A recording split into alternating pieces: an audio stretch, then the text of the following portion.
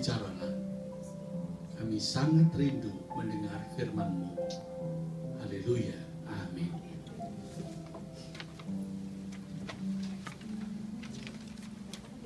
Saudara, karena saya memakai screen, jadi supaya semua bisa ikut ya. Iya, karena semua mesti baca ini maksud saya. Ya, jadi miring. Jangan orangnya aja yang miring ya. Nah, saudara, hari ini kita merayakan Valentine ya. Orang Indonesia bilang Valentine. Valentine Day. Hari Valentine. Saudara, nah yang tepat hari ini apa? Kemarin, saudara. Kemarin. Sebetulnya yang tepat hari ini. Saya terangkan sedikit ya. Kenapa ya? Nah, saudara. Mungkin ya belum nampilin ya. Belum ya, sorry. Kasihnya itu tadi pagi. Saudara, khususnya di dunia Arab, merayakan Valentine itu dilarang karena itu dianggap perayaan kafir.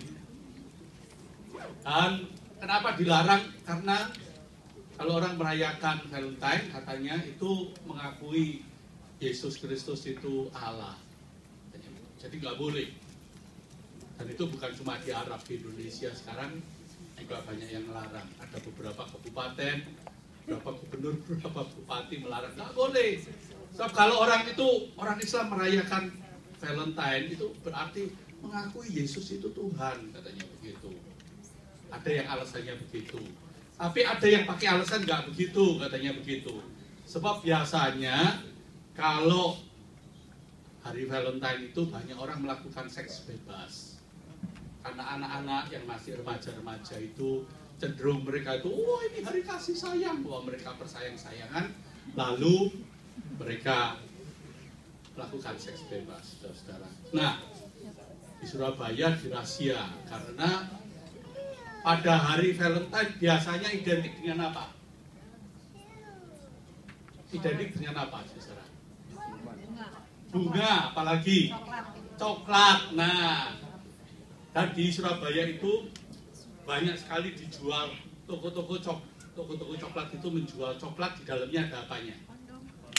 Ada kondomnya. Nah, pasti dia baca berita sama saya, ya toh? Nah, pokoknya yang begitu pasti Jonathan tahu. Wah, itu, ya saudara. Gitu, saudara. Ya, sehingga, ya, apa namanya? Di Surabaya dirahasia. Nggak boleh katanya begitu. Iya. Apalagi ngasih gift coklat ada itunya. Gitu. Saudara. Nah, sebetulnya kita mau belajar ya, saudara. Supaya kita tahu kita itu ditempatkan Tuhan hidup di dalam dunia. Supaya kita itu tahu kalau di dunia itu ada apa begitu. Jangan sampai kita tuh nggak tahu. Kalau ditanya Valentine Day itu apa? Wah nggak tahu ya. Pokoknya sayang-sayangan lah gitu. Nah, saudara, ada sejarahnya, saudara. Sebetulnya jauh sebelumnya itu orang-orang Eropa itu mempunyai tradisi untuk merayakan perayaan-perayaan untuk menyembah dewa-dewa zaman dulu. Ya, karena dunia ini masih dikuasai oleh ilah-ilah dewa-dewa. Contohnya misalkan 25 Desember itu sebetulnya bukan perayaan aslinya, itu bukan perayaan hari kelahiran Tuhan Yesus Kristus, bukan. Itu hari penyembahan dewa matahari sebetulnya. Karena dianggap tanggal 25 Desember itu titik balik, ya, matahari itu dari gelap dia mulai nongol, katanya begitu. Nah, untuk menyembah dewa matahari yang tidak terkalahkan, dewa itu namanya Sol Invictus, maka tanggal 25 Desember itu dirayakan untuk menyembah dewa Sol Invictus tadi. Sol Invictus itu artinya jiwa yang tidak terkalahkan. Nah, ketiga, saudara, pada waktu kekristenan masuk ke Eropa, kemudian oleh kerajaan Romawi, itu diresmikan menjadi agama negara. Lalu bapak-bapak gereja itu mulai memikirkan gimana supaya orang-orang Kristen itu tidak lagi menyembah dewa-dewa. Di situ mulai. Lalu perayaan yang sudah populer itu tanggal 25 Desember dikristenkan. Diberitahu kalau sekarang jangan lagi menyembah dewa, sebab dewa yang tidak terkalahkan di dunia ini, yang nomor satu, dia adalah dewa di atas segala dewa, dia Tuhan di atas segala Tuhan, adalah Tuhan Yesus sendiri. Sehingga 25 Desember diubah menjadi penyembahan kepada Tuhan Yesus Kristus. Saudara mengerti ya? Itu riwayat kenapa kok 25 Desember merayakan hari lahirnya Tuhan Yesus ya. Padahal sebetulnya Tuhan Yesus itu nggak mungkin lahir 25 Desember. Saudara, nggak mungkin ya. Nah, sekarang juga Valentine, saudara. Sebetulnya jauh sebelumnya, saudara, itu orang-orang Eropa suka merayakan hari cinta kasih sayang untuk menyembah dewa yang namanya Lupercus. Lupercus ini, saudara, simbolnya itu dewa setengah telanjang begitu, pakai kulit apa namanya kambing, saudara. Lalu dia itu suka apa namanya memberikan kasih sayang. Jadi kepada pemuda-pemudi yang suka jatuh cinta itu dikasih. Dia bisa jatuh cinta karena dia dikasih kasih dari dia. Sehingga pada hari ini, saudara, para muda-mudi itu suka pesta. Tanggal aslinya itu tanggal 15 Desember Februari hari ini. Itu yang betul. Aslinya dikasih sayang itu. Pada hari itu muda-mudi di Eropa itu kumpul. Lalu mereka itu menarik kertas, ada tulisan misalkan namanya Erik, namanya Thea, namanya Christina, namanya Lan gitu ya, dimasukkan di situ, namanya Cilicing gitu di situ ya. Lalu pada waktu pesta-pesta itu orang narik, yang laki narik yang perempuan narik yang laki. Lalu dapatnya siapa nggak boleh milih, ya sudah itu harus menikah selama setahun. Kalau sudah setahun nggak peduli alasan apapun, kalau sudah tidak senang boleh cerai. Lalu nanti masukkan nama lagi, narik lagi gitu. Pokoknya hari itu hari penuh kasih sayang. Oh, enak ya. Wah, mau diulang nggak ya? Ya, nah saudara, itu yang terjadi saudara ya. Tapi saudara, ada satu kisah saudara, ada seorang kaisar namanya Claudius saudara. Dia hidup pada abad yang ketiga setelah Masehi. Kaisar ini bengis sekali saudara, Kaisar Romawi. Dia itu ingin semua pemuda di negaranya itu jadi tentara. Dia ingin tentaranya itu banyak sekali untuk menaklukkan seluruh dunia. Begitu. Nah, banyak orang-orang muda yang sudah jatuh cinta, yang sudah menikah dan sebagainya itu mereka nggak mau enggan. Sebab mereka nggak mau berpisah dengan kekasihnya, tidak mau berpisah dengan keluarganya. Begitu. Ya. Jadi mereka enggan jadi tentara. Lalu si Kaisar Claudius ini, saudara, membuat satu perintah. Perintahnya itu begini: semua orang laki nggak boleh menikah.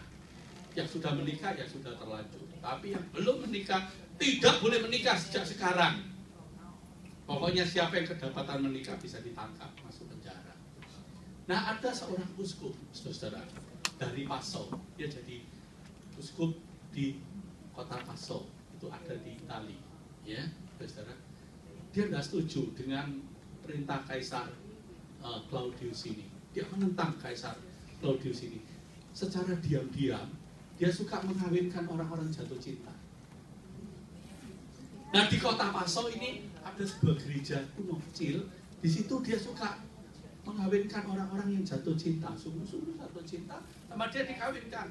Suka di malam-malam pakai lilin saja supaya nggak ketahuan tentara Romawi begitu.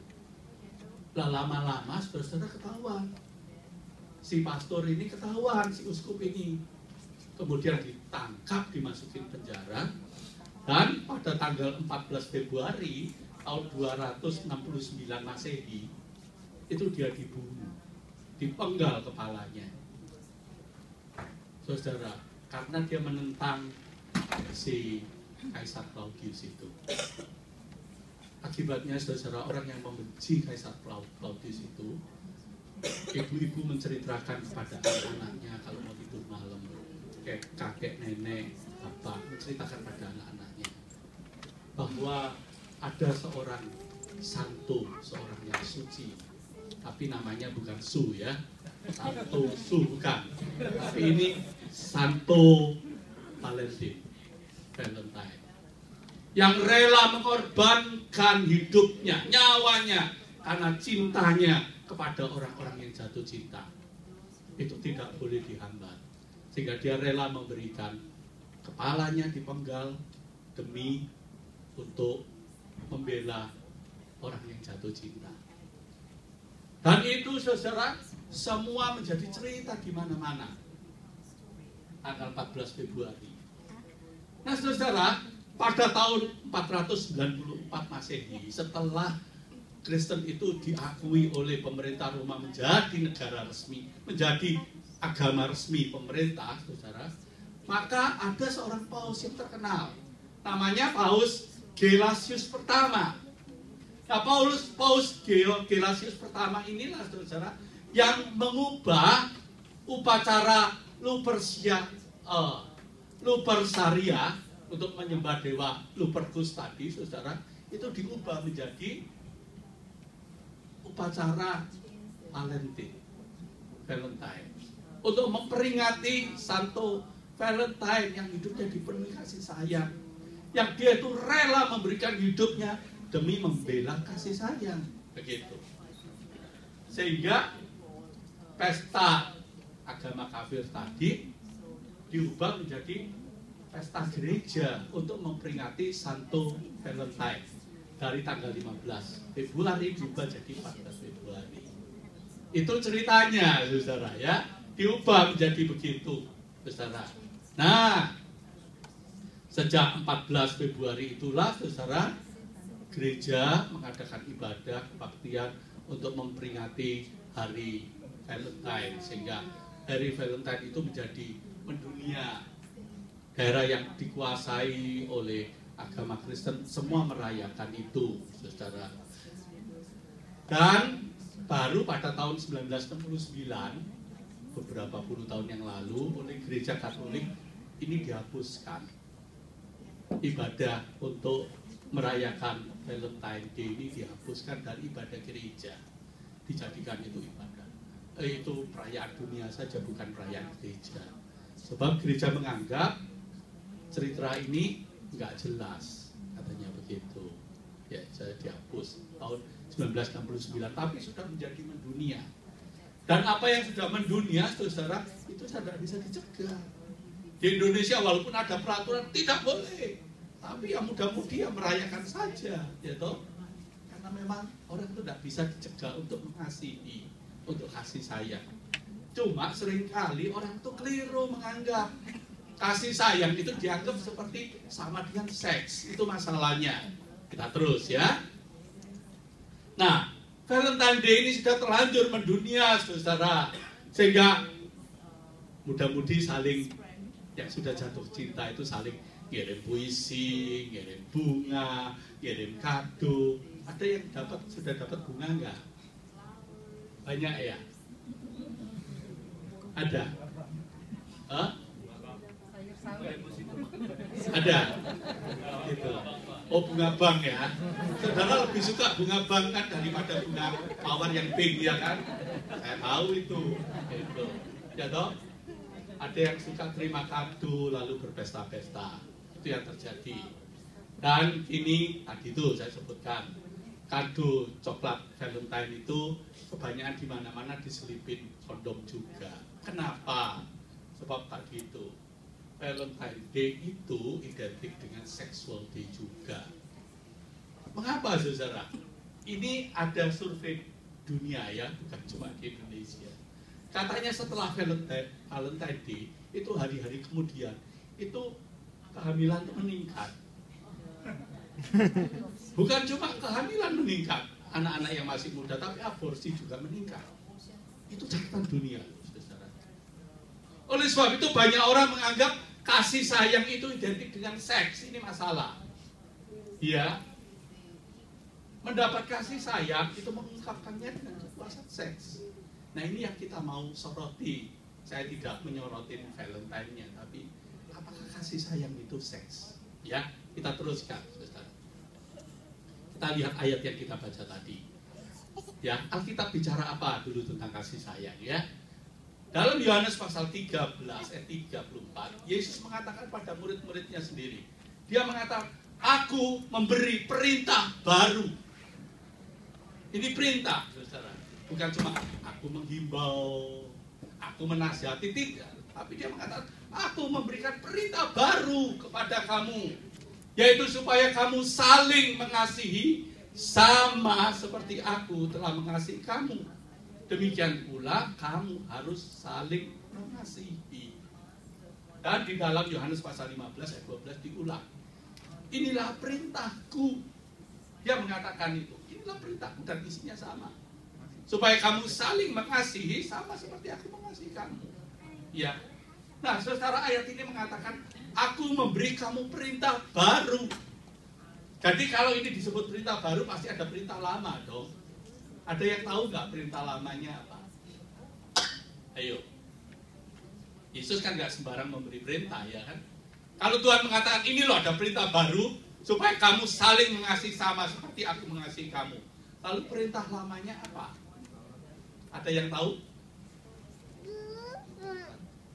Ya, 10 hukum Tuhan itu perintah yang lama, yang diringkas menjadi 2 hukum, diringkas lagi menjadi 1 hukum, yaitu hukum kasih, yang mengatakan begini: kasihilah Tuhan Allahmu dengan segenap hatimu, dengan segenap akal budimu, dengan segenap kekuatanmu. Ya, pada hukum ini, saudara, dikatakan nanti bergantung seluruh hukum Nabi. Dan yang sama dengan itu, Tuhan mengatakan kasihilah sesamamu manusia seperti dirimu sendiri. Itu perintah lama. Ya. Nah sekarang Yesus mengatakan, aku memberikan kamu perintah baru. Kasihilah sesamamu, baru kepadamu, yaitu supaya kamu saling mengasihi sama seperti aku telah mengasihi kamu. Demikian kamu harus saling mengasihi. Tujuannya apa? Dengan demikian, jika kita saling mengasihi, saudara, maka semua orang akan tahu bahwa kamu adalah muridku, yaitu jikalau kamu saling mengasihi. Apa ciri khas kita sebagai pengikut Yesus? Ciri khas kita yang membedakan diri kita dengan orang lain yang bukan pengikut Yesus itu di sini. Bukan karena orang lain pergi ke masjid, kita pergi ke gereja. Orang lain pergi ke kelenteng, kita pergi ke gereja. Orang lain bacanya Al-Quran, kita bacanya Bible. Orang lain kalau nyebut Allah itu Allah, kalau kita yang menyebutnya Tuhan Allah. Itu yang membedakan. Tidak, bukan itu. Yang membedakan kita dengan yang lain yaitu jikalau kita saling mengasihi, sehingga semua orang akan tahu bahwa kamu adalah muridku, yaitu jikalau kamu saling mengasihi. Nah, di mana letak barunya? Padahal Yesus mengatakan yang lama, kasih Tuhan Allahmu, kasih sesamamu manusia, atau sama? Ya kan? Sama kan, saudara? Saling kita diminta untuk mengasihi. Nah, barunya itu di sini. Yesus mengatakan, aku memberi perintah baru kepadamu, yaitu supaya kamu saling mengasihi sama seperti aku telah mengasihi kamu. Itu barunya. Sama seperti aku mengasihi kamu. Itu barunya, saudara. Yang lama yaitu kasihlah sesamamu manusia seperti kamu mengasihi dirimu sendiri. Barunya sekarang mengatakan, kamu supaya saling mengasihi sama seperti aku mengasihi kamu. Saudara tahu bagaimana Yesus mengasihi saudara dan saya?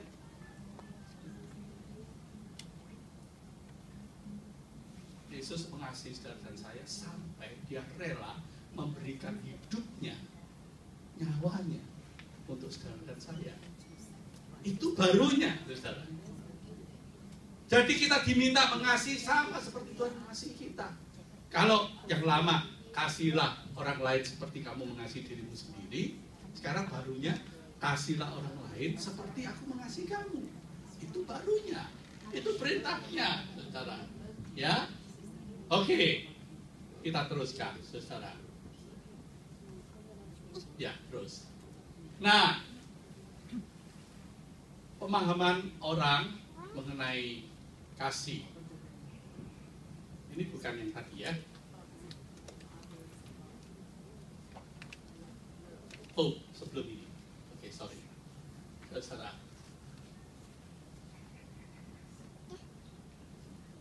Ya. Jadi saudara, yang Yesus rindukan supaya kita itu mengasihi orang lain dengan kualitas seperti Yesus mengasihi kita. Itu. Yesus menyelamatkan dunia ini. Jadi senternya itu bukan diri sendiri. Senternya.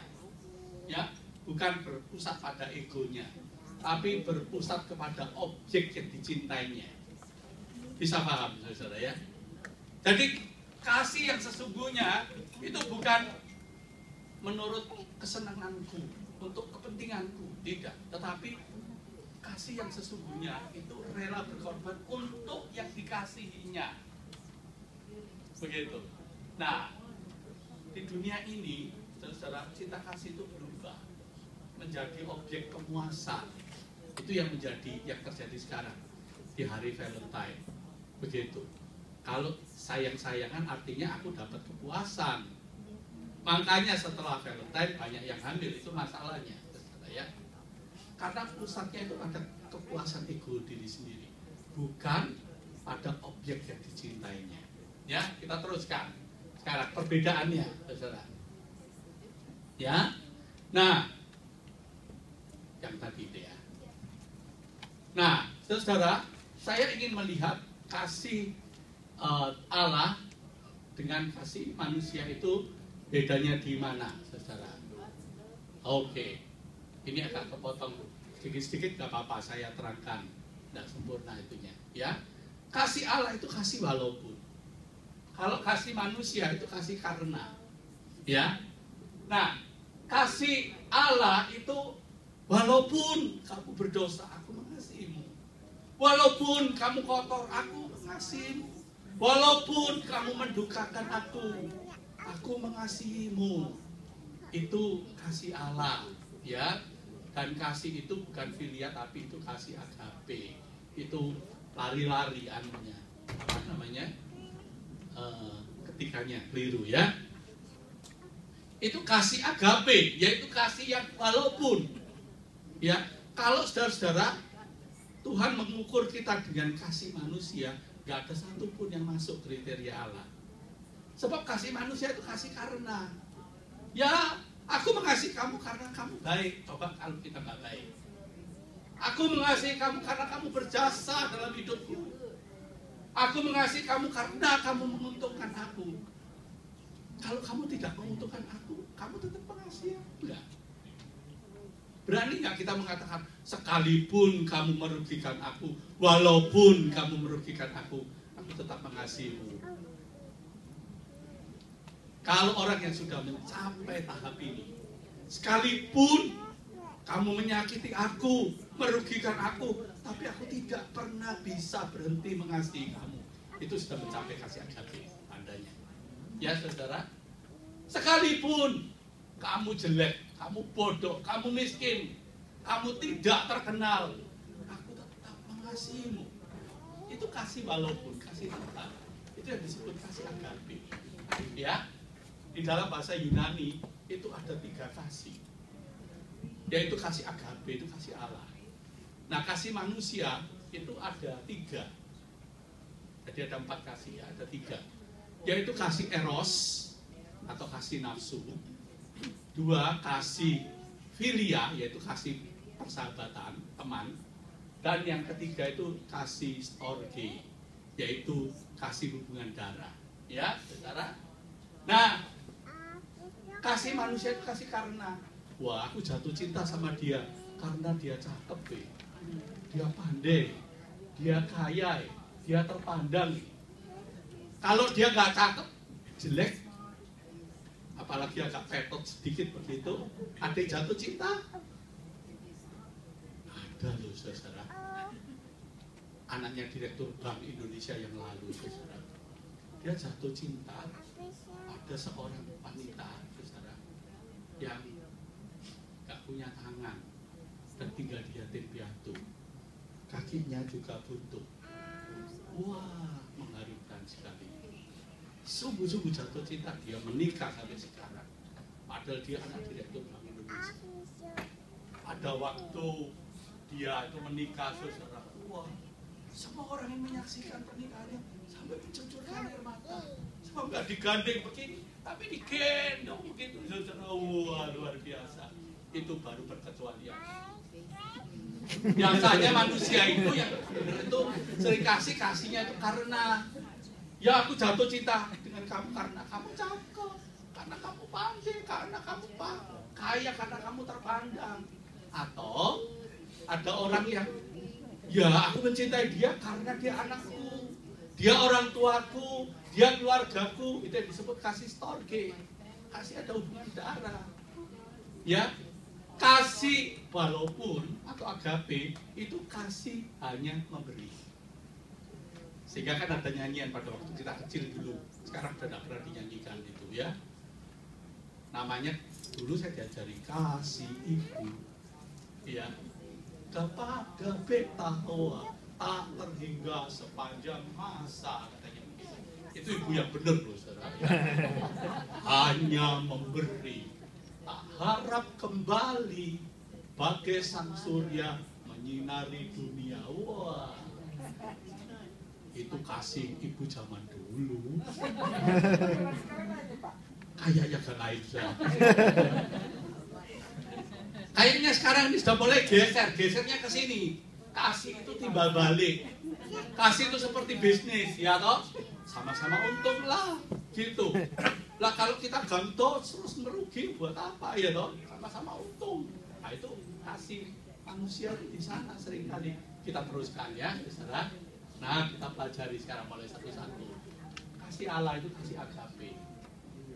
Kasih agape adalah kasih kalau ada yang kotor yang dikuduskan, disucikan, tidak dibiarkan, tidak dihakimi, tapi ditolong supaya dia itu kudus. Nah itu kasih Allah, kasih yang menyucikan, kasih yang menguduskan, kasih yang menolong, yang mengangkat.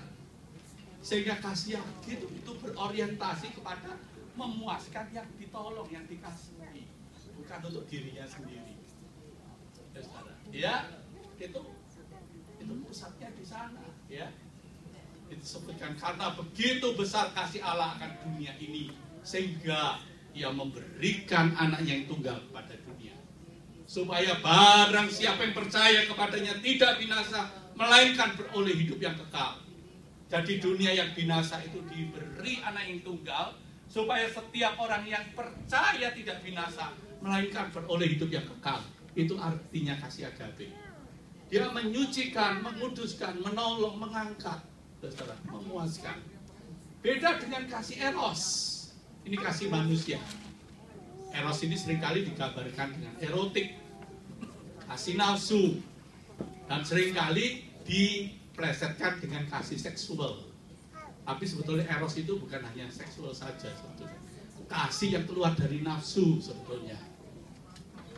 Nah, orang yang dikuasai oleh kasih eros itu mencekram, bisa mencemarkan. Sebab kalau orang itu dikuasai oleh eros, dia nggak peduli ini mukrimnya atau tidak, ini istrinya atau tidak, nggak peduli, ya. Yang penting aku puas. Penyesalan nantilah. Ketidakpedulian itu yang terjadi. Orang kalau sudah dikuasai nafsu eros, saudara, maka orang menjadi tidak peduli. Sebab yang dipikirkan cuma pemuasan diri sendiri. Ya, oke, kita teruskan ya. Itu bedanya kasih agape dengan eros. Ada sekarang kita lihat kita mau check up, ya. Perlu nggak dalam hidup kita ini selalu check up, saudara? Walaupun nggak sakit, dicek ya. Kita ini gula darahnya tinggi apa enggak, kolesterolnya tinggi apa enggak, triglyceridnya tinggi apa enggak. Perlu check up yang rutin ya. Jangan pergi ke dokter kalau sudah sakit. Oke? Nah, coba kita mengadakan spiritual check up. Kita itu di mana? Yang pertama, saudara, yaitu apakah kita dikuasai kasih eros. Nah, jangan menganggap, oh aku tidak pernah melakukan aktivitas seksual atau berzina dengan orang lain. Jangan cuma dianggap begitu, saudara. Orang yang dikuasai eros itu bukan cuma orang yang melakukan aktivitas seksual, tidak. Orang yang seperti ini, dia sudah tahu dirinya salah, tapi tetap keras kepala dan tidak pernah minta maaf. Itu orang dikuasai eros. Tahu salah, tapi pura-pura tidak tahu. Kalau diberitahu, loh kamu kan salah begini, wah bisa marah besar. Nah, orang yang begitu itu masih dikuasai kasih eros. Orang yang tidak peduli dengan kesusahan orang lain, itu orang yang dikuasai kasih eros. Nah, anak kecil itu yang masih baby itu biasanya masih dikuasai kasih eros. Ya, kita maklum karena anak kecil. Coba anak kecil tuh ngompol sedikit nangis, lapar sedikit nangis, ya toh, dingin sedikit nangis, sakit sedikit nangis. Ada anak kecil itu kalau lapar sedikit, tak lihat dulu, mamaku lagi apa. Oh, mamaku lagi sibuk, tak tahan lah, nanti 2 jam lagi aku baru minta makan. Ada? Nggak ada. Ngompol nangis, dingin sedikit nangis, karena dia itu masih berpusat pada dirinya sendiri. Dia tidak peduli kesusahan orang lain. Nah, ada orang-orang yang umurnya dewasa tapi mentalnya masih baby, masih dikuasai eros ini. Ya, dia tidak pernah memuaskan orang lain, yang ada dalam memuaskan diri sendiri. Kalau dia memuaskan orang lain, itu kepentingannya untuk diri sendiri. Nah, orang yang masih dikuasai seperti itu, saudara, dia sebenarnya dikuasai kasih eros ini. Oke, kita teruskan ya. Ada yang di sini angkat tangan? Ada? Masa nggak ada? Cuma saya aja yang angkat tangan. Saudara. Oke, semoga sudah ada ya. Oke, yang kedua. Oke, yang disebut kasih filia. Kasih filia ini orang suka mengatakan, ya to take and to give lah. Orang menikah itu to take and to give, ya toh. Tapi sebenarnya kalau didalami, saudara, kasih to take and to give itu kasih perdagangan, kasih bisnis, ya toh. Saling menguntungkan, gitu. Kadang-kadang gua untung lu rugi ya, jinjai lah, gitu kan. Tapi kalau aku ini gua rugi lu untung, itu ya sesekali bu yakin lah, iya kan saudara. Nah, tapi kalau terus menerus, aku ini rugi, lu minta untung terus, wah ya bojai, ya kan saudara, bojai lah, begitu. Dari jinjai jadi bojai gitu. Tapi saudara, kalau sudah tahu merugikan orang lain tapi terus masih memaksa, itu namanya kan Bopu Yoni Pekso kan? Wah, kalau sudah sampai di situ itu bawahnya ini, saudara, ya toh? Bopu Pekso. Wah, itu bahasa Mandarin asli loh dari Jogja. Ya, Bopu Yoni Pekso. Wah, itu papanya Sherry bisa marah-marah. Pak Sarto ini memperkosa ini ya. Oke, bisa apa bawahnya? Ya, saudara. Gitu. Loh, oh iya saudara. Kalau terus menerus seperti itu ya toh, sudah tahu merugikan orang lain tapi masih terus mau memaksa, masih mau merugikan orang lain. Lama-lama orang mengatakan crazy lah. Loh, jangan kesusul lah. Kalau sudah crazy lah, terus jadi bawat lah. Lalu ya cerai aja lah, gitu. Kenapa kok cerai aja? Lah sudah, ditahan-tahan, akhirnya tahan mana, ya toh? Tahan sini apa situ? Ceriwisnya minta ampun, bawelnya minta ampun, sewenang-wenangnya minta ampun, egois lah, tak tahan-tahan, lama-lama ya tahan sini atau tahan situ. Lama-lama ya mana tahan. Kalau sudah mana tahan ya sudahlah, cerai aja lah. Nah biasanya itu terjadi, ya toh. Kalau sudah cerai lah, itu kan sudah karena mana tahan lah itu. Mengapa bisa begitu? Karena orang itu sudah dikuasai kasih, tapi kasihnya itu kasih filia. Kasih yang lu untung, gua untung. Kalau aku rugi, kamu untung sekali boleh, 2 kali boleh. Kalau lama-lama ya bohong, ya kan saudara, gitu.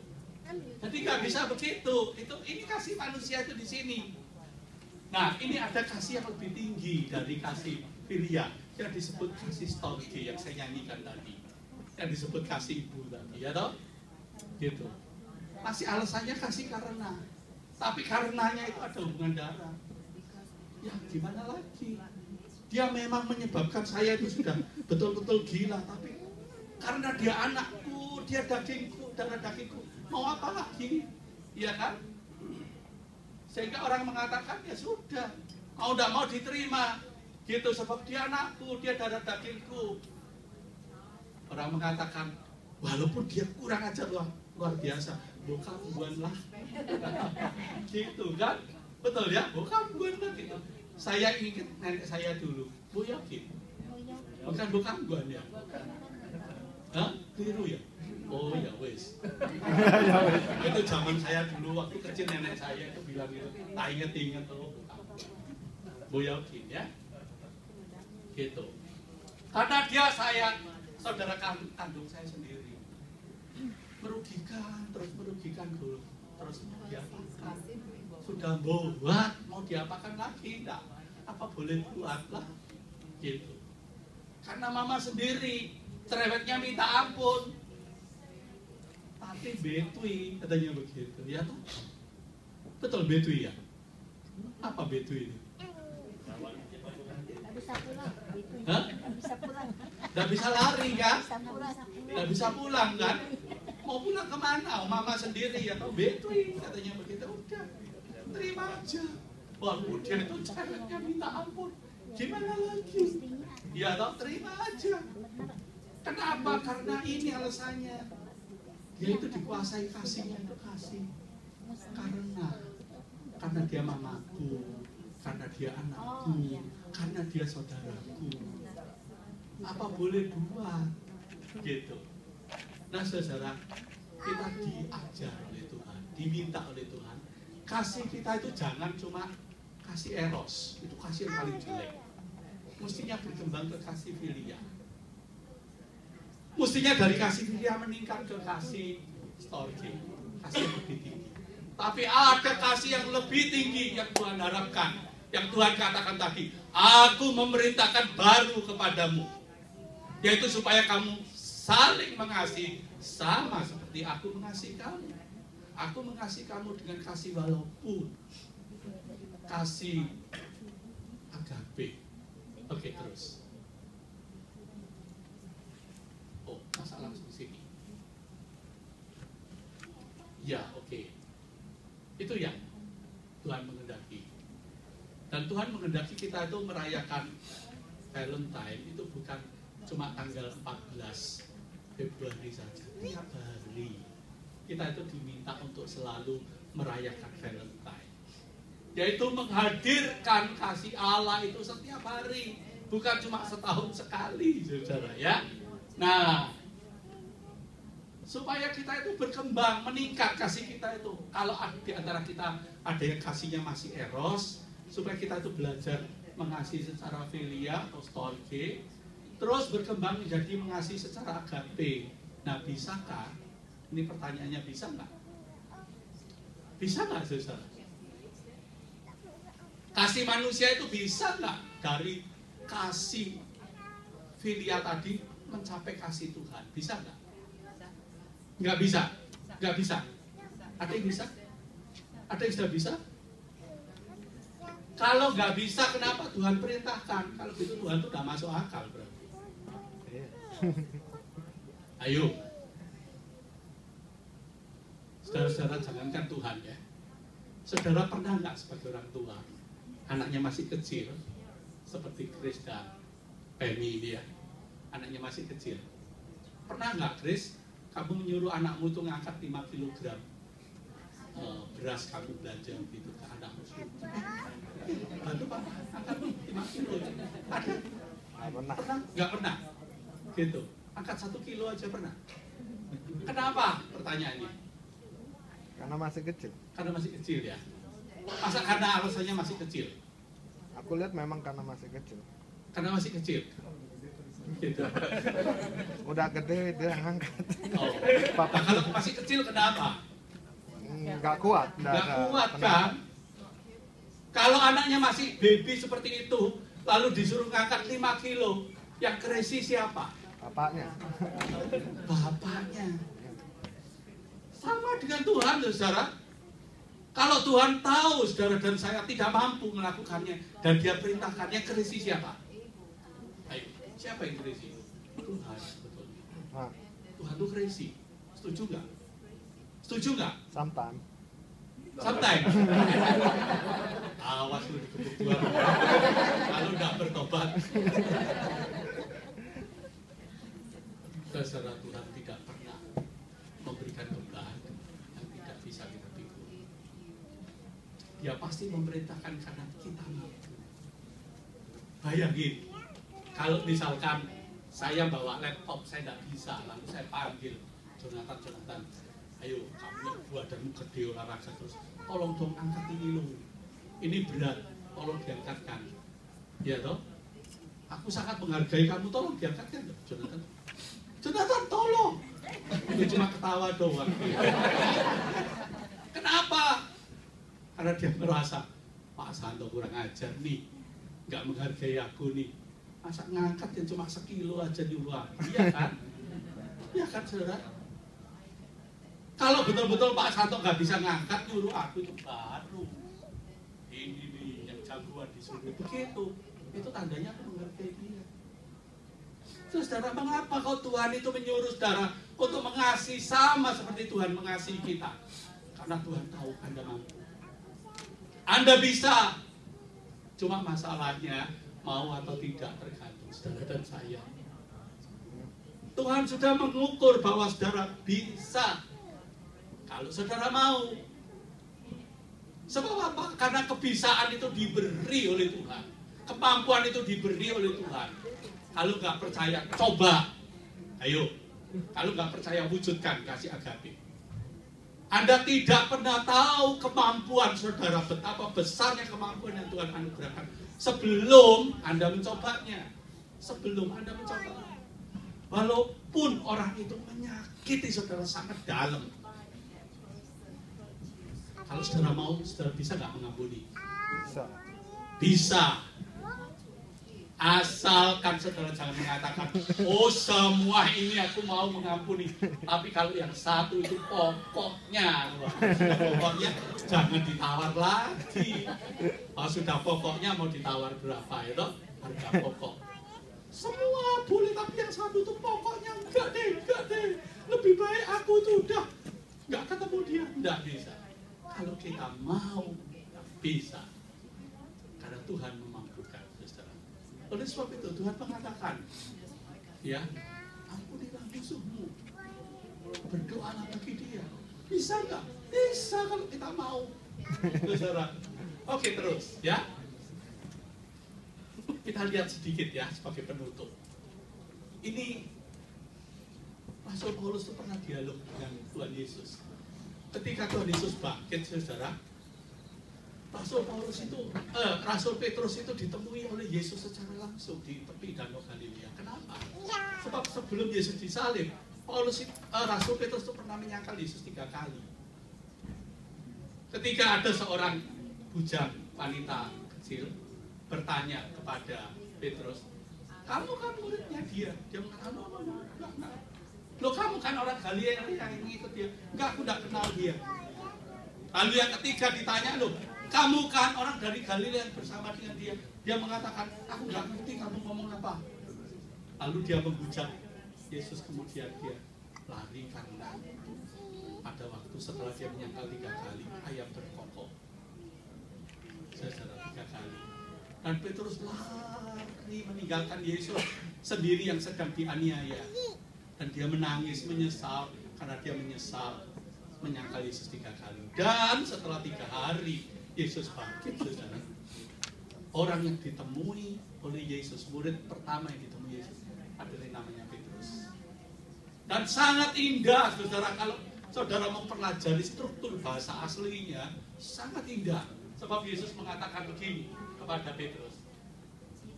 Hai Simon anak Yohanes, apakah engkau mengasihi aku, dengan kata agape, apakah engkau mengasihi aku lebih daripada mereka ini? Sebab Petrus kan mau menonjol, menganggap dirinya lebih hebat dari murid yang lain. Yesus bertanya, Simon anak Yohanes, apakah engkau mengasihi aku? Apakah engkau agape terhadap aku lebih dari yang ini? Lalu Petrus, saudara, menjawab, benar Tuhan. Engkau tahu aku mengasihimu. Tapi dia tidak berani mengatakan, benar Tuhan, engkau tahu aku itu agape terhadapmu. Tidak, dia cuma mengatakan, benar Tuhan, aku filia terhadap kamu. Kasih yang lebih bawah tadi. Lalu Yesus mengatakan, gembalakanlah anakku. Yang kedua, saudara, Yesus tetap menanyakan yang sama. Hei Simon anak Yohanes, apakah engkau mengasihi aku? Apakah engkau agape terhadapku? Lalu jawab Petrus kepada Tuhan Yesus, benar Tuhan, engkau tahu aku filia kepadamu. Petrus sadar dia gak mampu mengasihi Yesus dengan kasih Allah, dengan kasih agape. Sekarang dia jujur, dia mengakui, aku cuma bisa filia kepadamu Tuhan. Dan saudara, ketika Petrus jujur bisa mengasihi Tuhan cuma dengan kasih filia, bukan kasih yang diharapkan Tuhan, yaitu kasih agape, apakah Tuhan menolak? Tidak, saudara. Tetap Yesus mengatakan, gembalakanlah anak dombaku. Yang ketiga kalinya Yesus bertanya kepada Simon Petrus, dan pertanyaan ini yang mengejutkan. Sebab Yesus mengatakan, hai Simon anak Yohanes, apakah engkau filia? Bukan lagi agape. Seolah-olah Yesus ingin mengatakan, oke Simon Petrus, kamu cuma bisa mengasihi aku dengan kasih filia, kasih yang terbatas, kasih yang untuk rugi tadi. Aku mengerti.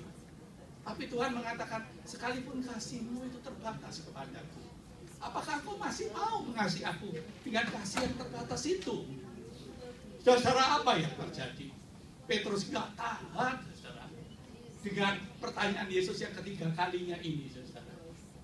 Lalu dikatakan hatinya sedih.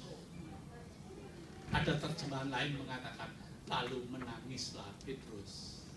Ya, hatinya sedih, sebab Yesus bertanya untuk ketiga kalinya, mengapa? Ada beberapa penafsir yang mengatakan dia sedih sebab dia sadar bahwa dia sudah mengkhianati Yesus 3 kali. Tapi Yesus tetap setia.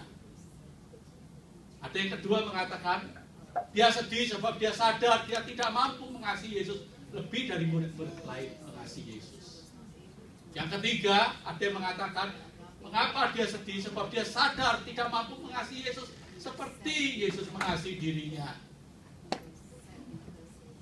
Dan yang keempat, saudara-saudara, mungkin Petrus menangis sebab Yesus yang penuh pengertian, itu Yesus yang mau menerima dia apa adanya. Tidak menuntut, walaupun dia cuma mampu mengasihi secara filia. Tetapi Yesus mengatakan, oke, kamu start dari kasih filia, itu enak, itu cukup untuk mengasihiku. Dan Yesus mengatakan, gembalakanlah dengan domba-dombaku. Kita terus yang terakhir. Ya, terus terakhir ya. Nah, Petrus menjawabnya apa setelah Yesus mengatakan, oke, Petrus, apakah engkau filia kepadaku? Petrus menjawab, Tuhan, engkau tahu segala sesuatu. Engkau tahu bahwa aku mengasihi engkau, aku filia kepadamu. Saudara, kata Yesus kepadanya, gembalakanlah domba-dombaku. Jawaban Yesus, gembalakanlah domba-dombaku ini menunjukkan bahwa sebenarnya Yesus tidak pernah menolak Petrus walaupun dia sudah gagal, walaupun dia sudah pernah mengkhianati Yesus sampai 3 kali. Jawaban Yesus ini ingin menunjukkan bahwa Yesus tidak pernah mencomot kepercayaan pelayanan yang diberikan kepada Petrus. Dan seolah-olah Yesus berkata kepada Petrus, aku menerimamu apa adanya, tetapi aku tidak pernah membiarkanmu seadanya. Saudara, kata-kata ini perlu dicerna, ya. Seolah-olah Yesus berkata, aku menerima kamu apa adanya. Yesus tidak menuntut. Tapi aku tidak pernah membiarkanmu seadanya. Dia akan memperlengkapi dan memperlengkapi. Sampai saudara, Petrus diberi Roh Kudus.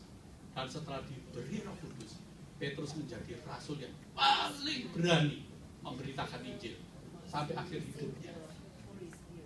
Saudara tahu di mana Petrus mati? Ketika dia ditangkap dan dibunuh karena dia memberitakan Injil oleh Kaisar Nero, dan dia disalibkan, saudara. Dia mati disalib untuk merasakan penderitaan Yesus. Dia mengatakan, aku tidak layak mati seperti ini. Ini masih terlalu mulia. Ini kematian Tuhanku Yesus untuk menebus aku. Oleh sebab itu dia minta supaya matinya itu dia disalib dengan kepala di bawah, kakinya di atas. Itu jauh lebih menderita. Dan di tempat dia meninggal itulah, katanya menurut tradisi gereja Katolik, dibangunlah sebuah gereja yang terkenal, namanya Santo Petrus, Basilika Santo Peter.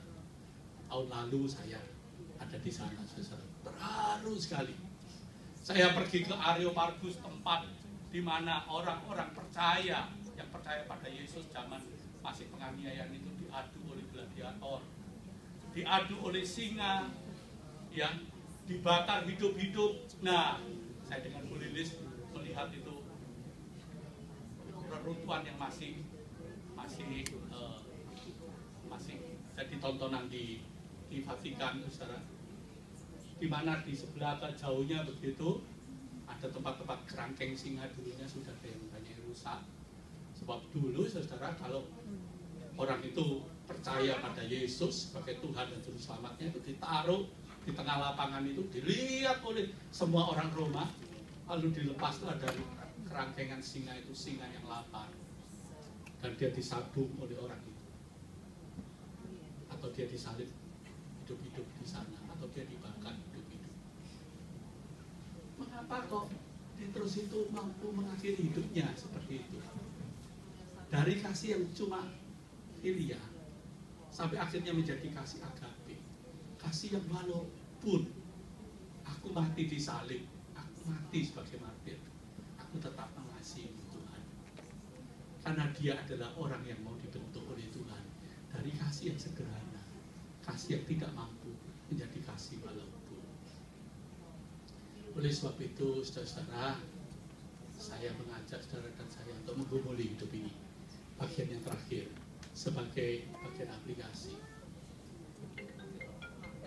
Nah, oke, nggak apa-apa, hanya hidup-hidup, ya, supaya kita diingatkan, jangan cepat putus asa.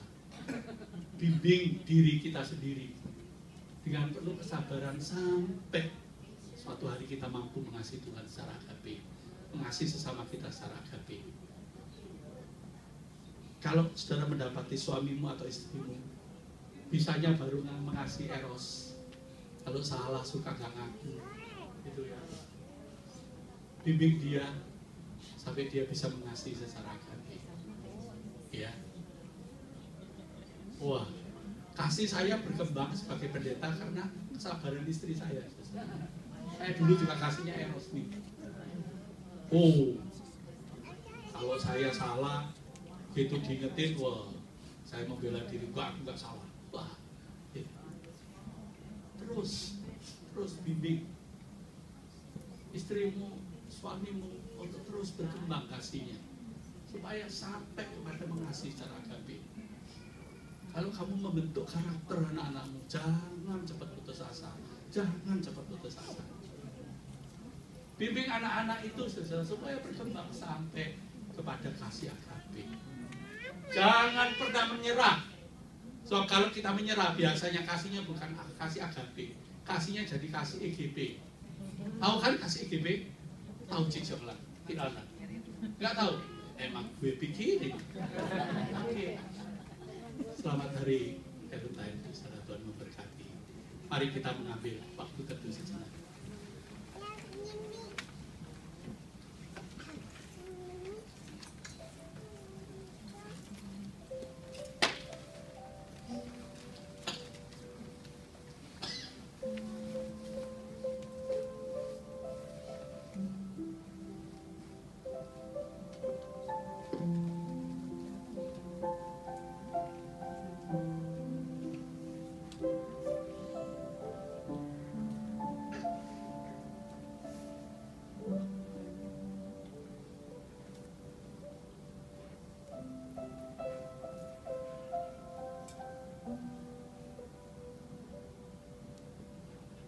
Kami memohon Bapa, Engkau Allah yang di sorga, Engkau yang mampu mencurahkan kasih-Mu kepada dunia yang sedang kering, dunia yang dilanda kejahatan, dunia yang semakin gelap.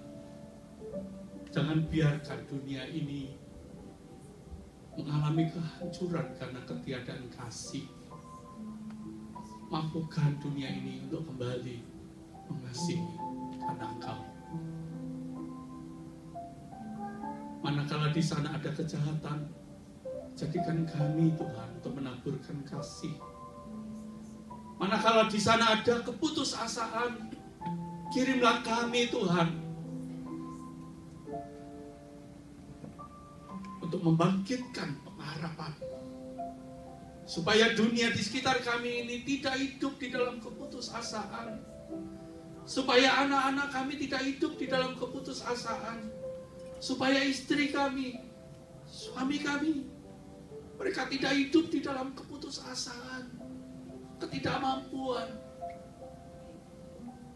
Bangkitkan harapan bahwa di dalam Engkau Tuhan yang sudah mati dan sudah memberikan kasih-Mu kepada kami. Kami dimampukan untuk mengasihi dan benar. Terima kasih Tuhan. Jika saat ini kami diajak untuk merenungkan dan merayakan hari cinta kasih, beri kami kepekaan. Jikalau ada dosa, ada ketidakbenaran, ada hal yang mendukakan hati Tuhan, beri kami kemampuan untuk berubah. Karena pembaruan akal budi yang sudah Engkau berikan pada kami, walaupun kadang itu sakit buat kami, tapi biarlah kami rela mengalami sakit demi kesembuhan, supaya hidup kami tidak dikuasai oleh kebencian, oleh dendam, oleh sakit hati dengan orang-orang yang pernah menyakiti kami. Tolong Tuhan supaya sakit hati itu, dendam itu tidak kami biarkan, kami awetkan di dalam hati kami yang justru merugikan kami sendiri. Tolonglah kami supaya kami mempunyai keberanian untuk memiliki kasih-Mu, kasih yang memaafkan, kasih yang mengampuni, kasih yang mau mendatangi musuh kami. Terima kasih Bapa di sorga. Kami sadar kami tidak memiliki kemampuan itu kecuali Engkau anugerahkan kepada kami. Dan biarlah di hari cinta kasih ini kami sungguh bukan hanya berpesta, kami bukan hanya bersukacita secara jasmani, tapi sungguh kami boleh berpesta secara rohani. Di dalam Kristus Yesus kami berdoa dan memohon, tolonglah kami, mampukan kami mengasihi seperti Engkau mengasihi kami. Terima kasih ya Kristus. Amin.